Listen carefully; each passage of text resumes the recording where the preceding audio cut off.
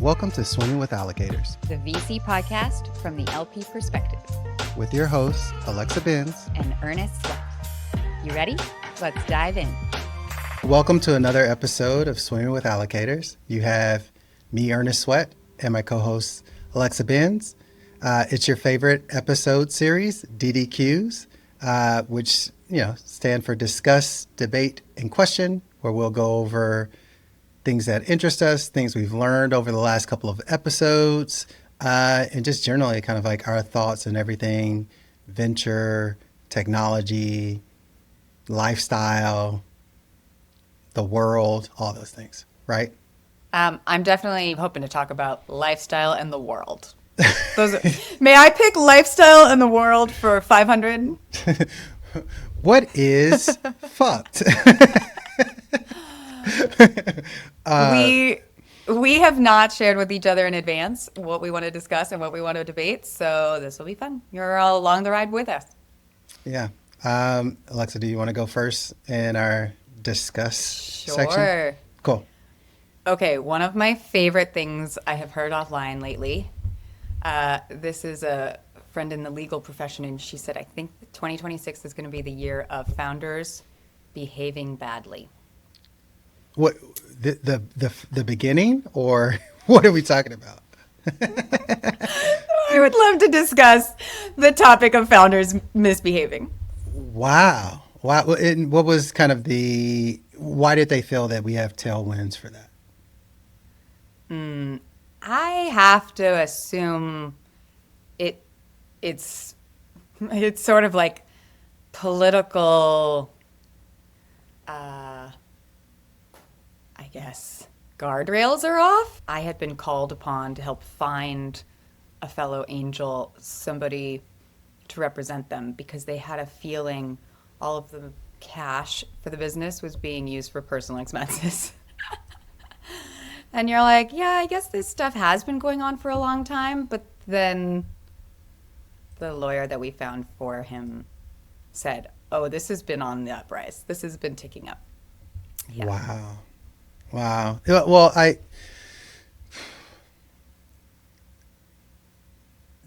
with so many, like, it seems like our industry is looking for more narratives than substance when it comes to even like companies to invest in. These larger than life figures, larger than life kind of ideas, where we're really promoting, fake it until you make it, almost a fraud. Like, what needs to change? Is it the founders, or is it kind of like those checks and balances that are supposed to be there from board members and investors, and kind of even who we invest in as venture capitalists? Okay, the other topic I wanted to discuss with you today. Wait, we're gonna jump back and forth. My turn now. You All get right, to cool. All right, you have so much better topics than mine. Mine are just like, all right, cool. So I found this on, I don't go to X much, so somebody sent this link, but Ernest, stop tweeting. You're constantly tweeting. I know. I want to say 90% of my followers are probably bots at this point. So a friend sent me this, but Rory O'Driscoll, sorry if I'm mispronouncing your name, he posted that a really interesting kind of like more intellectual version of start, bench, cut than we have, but it was associated around like, where the hell do we go with enterprise technology, specifically kind of like AI? And his question was like, over the next decade, how are enterprises going to adopt technology? One, are they going to buy it directly from the foundation models? Basically, like, the big LLMs are going to destroy everybody, right? Yeah. Two, build it for themselves on top of those models, kind of having, AI for proprietary advantages. And so this kind of idea of like, okay, we'll have our specific data and build on top, and we'll have our own engine. Third was just buy from new companies, found it post 2022. So that's like more of the kind of native AI folks who are really easy, kind of verticalized, know how to like maneuver in this new world. Four is just buy from existing software vendors. Those are the SaaS folks that are already big, and hopefully they've been incorporating buying AI companies or just have better partnerships with them. And then the last is buy the outcome from full stack AI enabled providers. So fully verticalized, just AI, replace the lawyer with AI lawyer.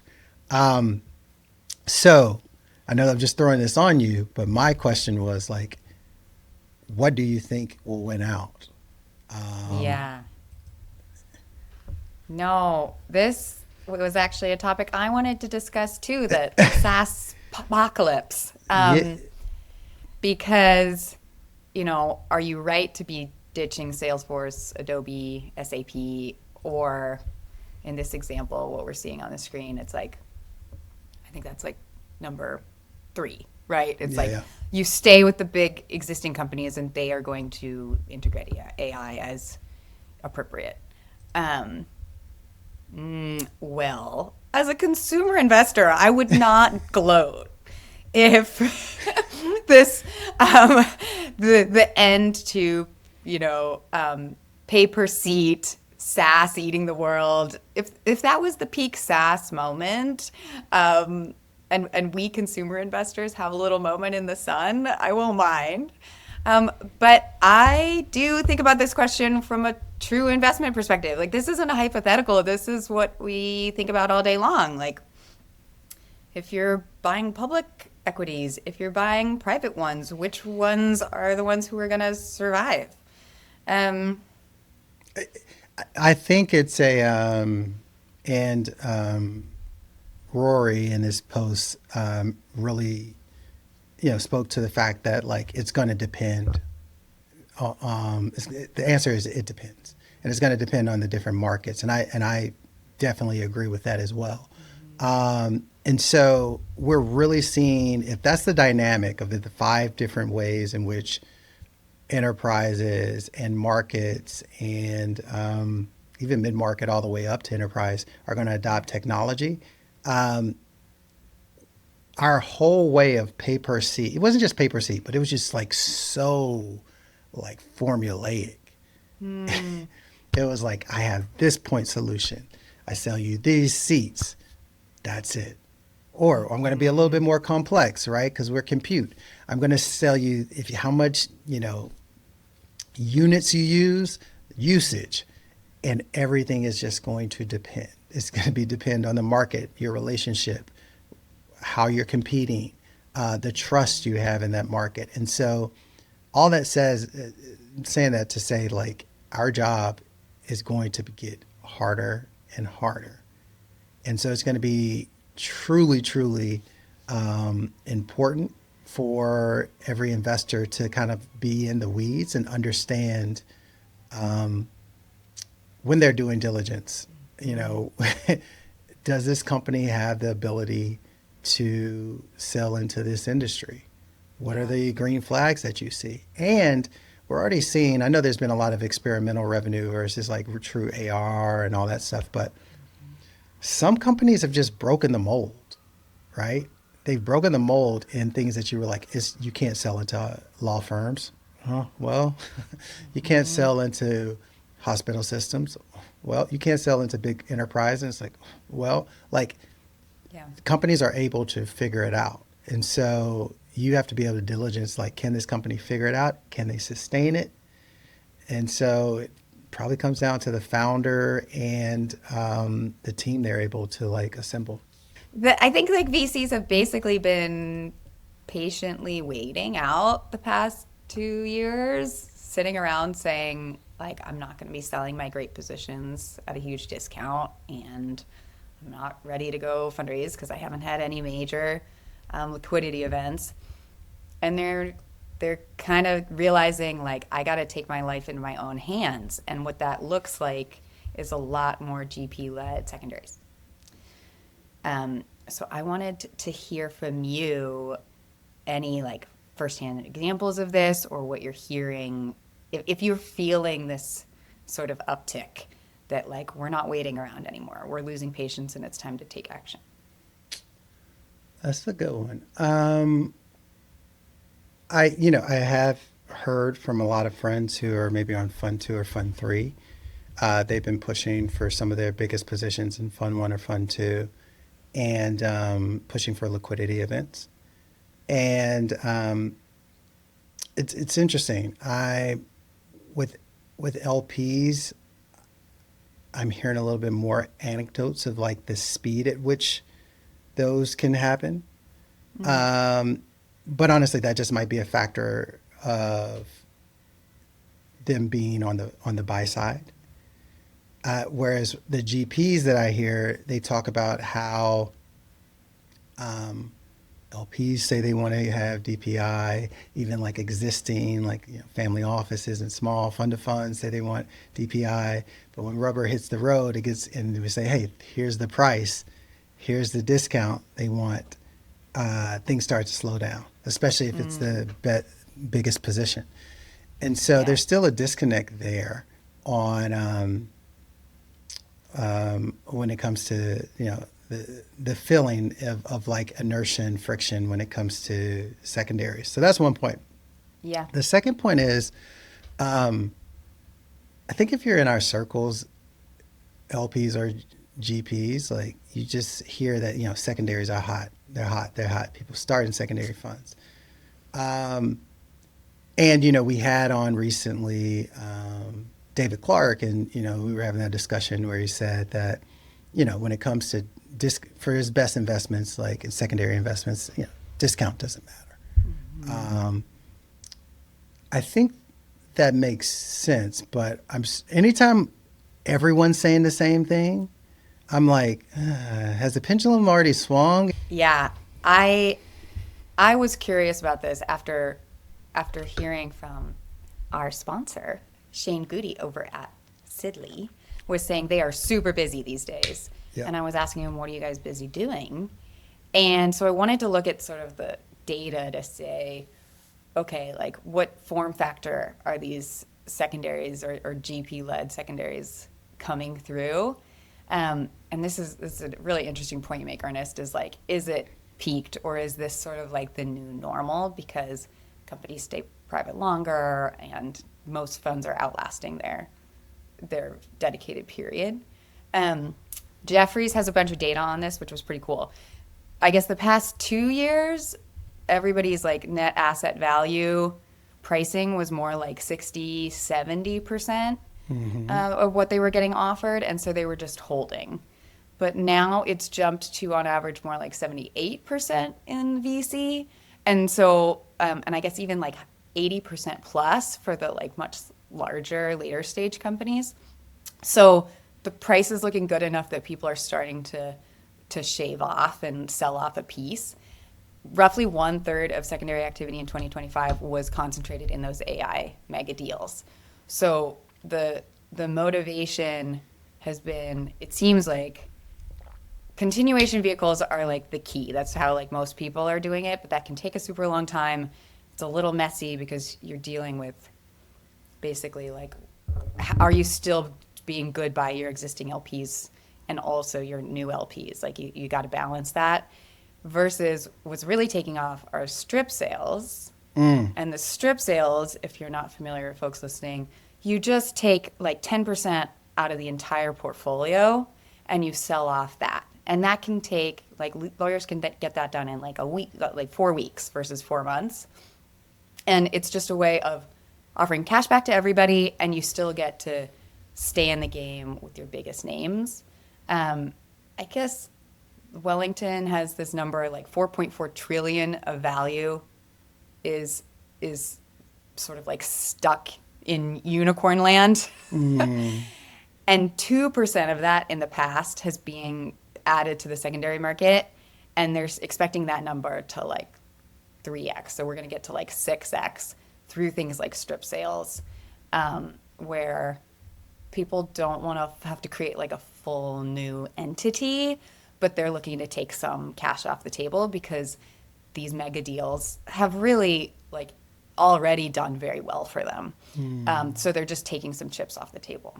this Jeffries stuff was interesting because it was saying it's across the board. It's emerging managers. It's the big names. So I thought that was interesting that even the smaller funds are finding it worth it to just be doing something. Like, frankly, I think these are impatient people. VCs are used to like hustling, and so it's like, I gotta put me to work, get me in there. Yeah. Cool. Well, I think we can move to our debate section. And I was actually going to use this for discussion, but I think it'll be a great debate as well. I recently saw a post from one of my good friends, Brendan Baker, and let me share this. Brendan had argued that venture is splitting into three survival tiers. We have mega funds, we have middle class firms, which are kind of 300 million to a billion, 0.5 in his estimate, and then small funds. And his thought is like, he has these kind of two big questions, is like, will this segment exist, and existing firms default? Like, if you're already here in one of those tiers, what's going to be your default? And so you can see on this kind of like his little framework, he sees that mega funds, they'll default be alive due to inertia, and it seems like capital's going to go to them because they suck up a lot of oxygen and know where things are going for LP's perspective. It feels like he thinks that middle class firms are in tradition and survival is not guaranteed. So you need to actually have something differentiated. And then for small funds, he claims it's structurally unstable, but innovation is rich. You're going to see a lot of change there. So my question that we can start out, we can talk about a lot of things with this kind of framework. But my question is, if you had to bet on one tier of venture firms to produce the most interesting new entrants of venture firms over the next decade, is it going to be mega, middle, or small? Oh, well, I think on the interest front, you have more desperation at the bottom. I think there's out of pure just like survival mode. I think it's hard to innovate a lot in the middle because you are still selecting from a known universe of opportunities. Yeah. Like, for those friends of mine who were associates at Series B, C, D companies, they were tracking. Their job was just to know who was going out to fundraise and when. And so how do you innovate in there in the middle? Like, more ski trips? Like, I don't... Versus at the bottom, the number of things you could be focused on or investing in is truly infinite. And so the way you slice that, or the way you add value in order to like win those deals or participate, I think there's like so many more opportunities that there's more opportunities to win. I disagree with you on two fronts. One, I think there's more desperation in the middle. Yes. But two, I think because of that desperation, I agree with your thought process. There's going to be more innovation and opportunities. And I think because of things we've spoken about on this podcast, pushed LPs, in questioning, especially the last couple, we've pushed them on this idea of like, if there's no place in the middle, when that's been such a fruitful position in venture, to get things to becoming public, get things to having kind of like that velocity, where does it go if the same players are in that? Yeah, I think if you believe that like 99% of a VC's value is the cash, maybe you go with a brand name because Like, everyone will come work for you. It's a great idea. If you are trying to fill the board with people who are going to open every door for you and make this a priority, and they are obsessed with what you're building, then yeah, maybe they are worth more than the cash they're putting in. So maybe the answer is those Jack Altmans of the world are expected to really work for it. That it's not just winning the deal, but then they are rolling up their sleeves and participating with you. Yeah, I think we're going to have to see a lot more of that. If we it's got not just like your platform people. I think that is helpful to a point. But like, a lot of people can hire a recruiter to be on staff. I wasn't going to take it there, but like with platform, it does seem like that has been shrinking significantly. And what founders and even firms themselves they're now expecting venture capitalists themselves to be full stack. Mm-hmm. You need to have some platform capabilities if you want to be relevant, right? Yeah. Whether that's you do a lot of great marketing, you do a lot of great BD work, you help with hiring, whatever it might be. You have to be able to create your own center of gravity and can't depend on other people to kind of manufacture that for you. Yeah. Well said. What's your debate? You're next. All right. I was invited to speak on a panel the other day where they said, how are people getting capital if they don't have a track record? And I sort of have the hot take that I personally don't want to invest in you unless you have a track record. And so, Ernest, are there cases where I'm wrong? Like, are there people who you should trust to experiment with their first investment deals with your own money? Yes, if we're talking about the traditional track record. If you're talking about you have invested in great founders at the same stage that you're doing now, and you've had some results of like you've brought in, made a lot of money, or you're a foregone conclusion that these investments are going to make a lot of money. If we're just using that traditional definition of track record, yeah, that's it. Yeah, you shouldn't if you're just going to do that. Now, I don't think that's the only definition of track record. Mm-hmm. We've had some LPs on discussing kind of like due diligence 2.0, I believe, initiative, but digging into your, I think track record should be like your decision making throughout your career. That's help you give you a, crazy advantage to source, diligence, and more importantly, win deals. Yeah.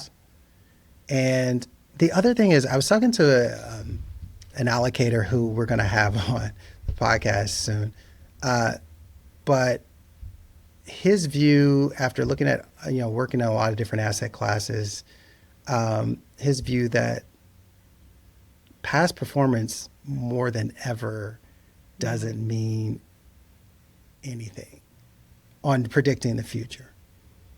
Wow. And his definition of like, at his core, obviously you need to be smart, but that's kind of like a table stake. Mm-hmm. But with so much access to information, right? Like in the past, your edge could be, I know things that you just don't know. That's becoming smaller and smaller of a data set. So his thing was, he was like, when you think about things that have worked in all different time periods, all different asset classes, it's come down to three things. He said, you have to be extremely curious. So being willing to read something that, doesn't seem relevant, but helps with lateral thinking to something that can help you in something you're diligencing. The second thing he said is you have to be willing to, or not be willing, you need to be kind to everyone and not fabrication of like some kindness of something that you can get out of someone, but like just be kind to everyone. And then last was like, you have to be willing to schlep. And he was like, we live in a world now where we can talk on these cameras and stuff like that, and our screens give us this kind of false comfort that is just as good as doing the work. Yeah, I think those three things were really stood out to me. On a lot of times it's not about being just efficient, and technology presents that a lot of times. It's about really connecting with people, and so I think that's gonna come out even more than ever on what wins. No, I can appreciate that there are skills required to be successful that are sort of like softer skills or hustle. The the chance to just see a bunch of deals and decide whether or not you want to put your reputation on the line for them. My concern is if you haven't been flexing that muscle, you haven't seen enough stuff. Stupid stuff excites you. So maybe if you haven't been running SPVs, you haven't been working at a fund, you haven't been doing your own angel investing, how else can you build a track record? I don't know. There's probably some website where you can just like play a game. Yeah, where you're yeah, like, but I think I would back this. I don't think, I think the problem is you think you're going to be good at this because you've seen it from the other side. Maybe you've been a founder, or you've been in the boardroom because you're chief of staff to the founder, and so you've been seeing the KPIs. Like, you kind of think that you know what investors do, but a lot of the VC job is saying no. Yeah. I mean, yeah, you have to kind of gain that muscle. And I mean, I don't know how true this quote is, but one of my mentors told me that John Doerr said, you don't get good at this job until you basically crash a 747. Right. Basically, that's how much money you lose. But I think a part of that is true. Yeah. I think another part of it is just like your ability to, it's this idea of learning velocity that we look for in founders. Like, can you quickly learn from your mistakes, and can you quickly learn from other people's mistakes and Totally. seeing what they did wrong? Well, that's exactly, like, I had the benefit as working as a junior person in funds of seeing portfolios, hundreds of companies further along from the day of the investment memo, right? And so you're not just exposed to the companies you worked on that year. You're getting you're getting pattern recognition in real time of what happens as these companies mature too. You get that exposure as an LP too. You start to sort of see pattern recognition at that meta level.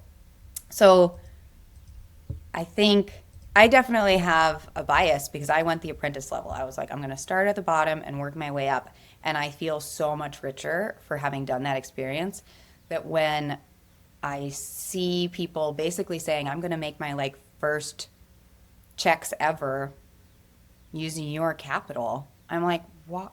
Like, try to walk before you run. You know? Yeah. Like, Yeah. I appreciate that, like, you are part of a cool club in XYZ city or whatever. But I don't know. There's like hesitancy if there's no version of a track record. Yeah, I think it's a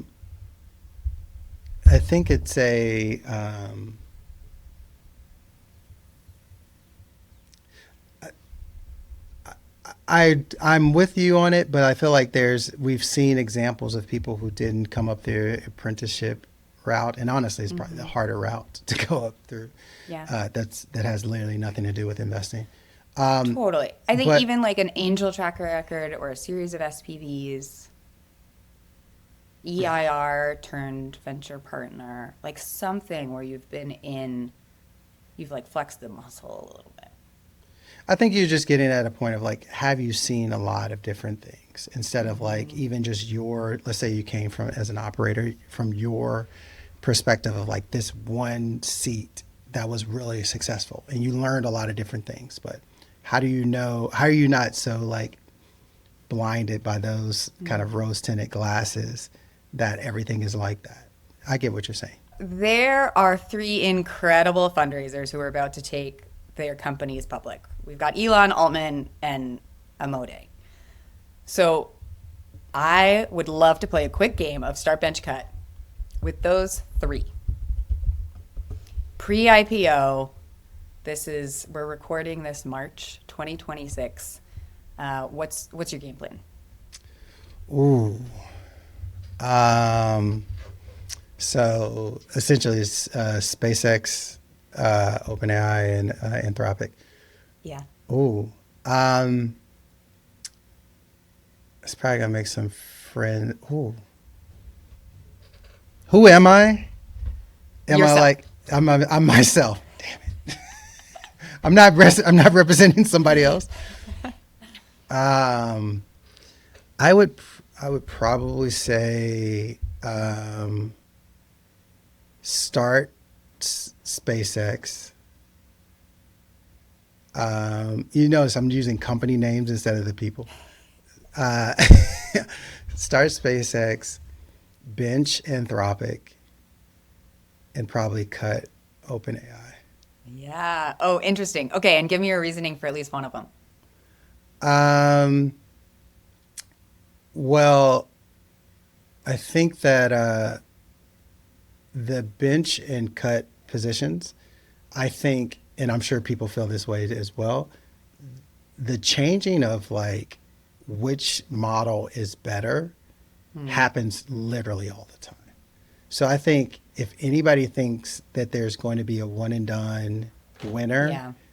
I don't actually know if that's ever going to happen. And we still haven't even like really mentioned Google waking up Yeah. and and Meta and like all these other places that are investing. I think there's just going to be so much competition within LLMs, and you're honestly probably not going to go wrong with any of those investments.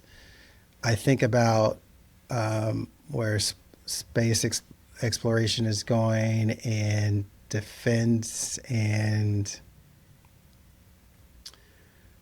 rockets. Just they cost a lot, and they spur a lot of competition. Yeah. And so I think there's something really there. So Yeah, I just looked it up, and Google right now, it's 3.7 trillion, and so they're looking at like 9x revenue. Anthropic, if it goes up at 500 billion, would be 20x revenue, and OpenAI, they're saying 1 trillion, it would be 40 times revenue. interesting. Because there's some exceedingly talented fundraisers. Yeah. Yeah. It's yeah. And so many people want to get in those names. I hear about them all the time. But anyway, yeah. So that's it. What would be yours? Man, I actually think I would start Anthropic because it feels like the least storytelling. Like, I don't really know what the Frankenstein version of SpaceX is. Like, I'm happy with just SpaceX. But the like patching on one of everything to turn it into a $1.5 trillion company so it's worth more than his like adversary, I'm not really into that. Yeah. Yeah. There's a But I lot. appreciate- There's a lot I'm not into about him on that. But Yeah, I think like SpaceX on its own, awesome. SpaceX in its current form, I don't think it's worth 1.5 trillion. So now we're moving on to questions from our audience. And so the first question I have is, if you could ask only one question to a first-time fund manager to decide whether to keep diligencing them or not, what would it be? Do you have an answer that you want to give? I'm always interested in asking people what's something that they really thought that they got right, but it was wrong? Or what did they learn from it? Or what's something that, two options, what's something that's extremely conventional in business or tech that you disagree with? Or what's something that a prominent person said that you disagree with? Yeah. To see how they're contrarian thinking. Yeah. Yeah. And maybe like a little self-awareness, something along the lines of, if this doesn't 5x, what went wrong? Mm-hmm. Or what has to be true for this strategy, like for you to be my top performing manager? Yeah. Because I think then they start to think a little bit more about their competition. Most people talk about, I got this from an audience. So most people talk about what it takes to win an LP commitment, but what does a great GP LP relationship actually look like 5-7 years in? Like, what are the signs early on that you'll get there? That's cool. Well, I've been coaching people to get everybody's cell phone number. So I think the people who are really in your court are the people that you are messaging. They are not the people that are getting like a quarterly update. So that's probably a quick like identifier of like, have you moved this relationship from the totally formal to the like sharing articles or memes. I love that. I think I always think a great business relationship is like, can you be vulnerable and share kind of like, it's not just someone being on your LPAC, but you can truly say, hey, I'm dealing with this situation. You've seen a lot of firms. Like, what advice do you have? And if they're not judgy, but like, oh, no, we can work this out. Or here's the advice I have. I think that shows that you're on the right path, and it should be bilateral. Well, that was our latest DDQ. Thanks to everybody for being for listening in the whole time, and we appreciate you. Thanks, Ernest. Thanks, Alexa. See you later, allocator. After Portfolio Tile, investing with a smile.